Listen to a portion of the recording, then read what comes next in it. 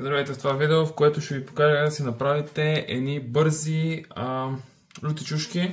Всяки може да ползвате, аз ще ползвам халапеньо.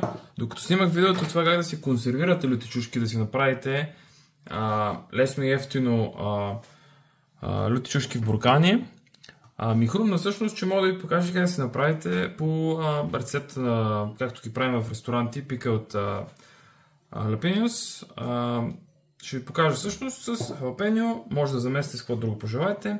Просто нарязани в каквато форма желаете, дори цели може да ги сложите. Ние в едно място в ОН, което работех, Sea Containers, правихме един крабон тост. Даже може би ще го намеря, ще ви го пусна отгоре върху на екрана. И там всъщност правихме тази рецепта за pickled jalapenos, която е изключително лесна. Единственото, което ви трябва е домашно. Не ви трябва домашен оцет. Аз ще ползвам домашен оцет. Трябва ви просто оцет. Така съм го затворил, че няма отваряне. Това е домашен оцет от много време. Този оцет не знам от колко време е. Ще си го сипя в каничка.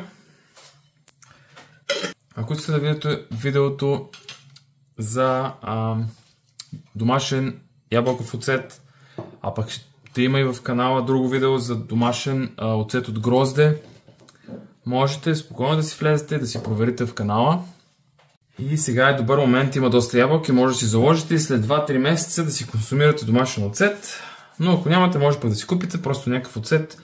Или пък да си купите ябълков оцет домашен от фермерски пазари. Също има добри опции там. Единството, което трябва да направите е към чушките да добавите догоре от оцета. Тук може да сложите и лук, примерно чесън, каквото ви е на сърце. Ето тази. Просто по-хубаво за снимката после. Така се затваряте, не е нужно много да стискате. Затваряте и слагате в хладилника. Това нещо в хладилника за около 4 часа ще започне да се маринова. Но ако искате да е по-бързо, за 2-3, и дори за 4, оставете го на стадна температура. Но 24 часа, от 4 часа нагоре, сложете го в хладилника и ще видите как лека по лека, колкото повече стои, толкова повече ще се променя и маринова. Това е най-бързият пикъл, който може да направите с каквото и да е. Най-бързата туршия с всеки един зеленчук. Ето това, така че бон апетит! Дано ви е било полезно това видео. Ако ви е било полезно, аз никога не го казвам почти, но последвайте канала, абонирайте се с камбанка, споделяйте на приятели, разкажете им да пробват и те.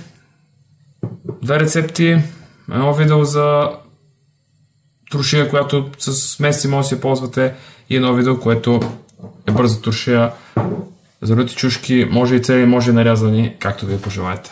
Чао, чао!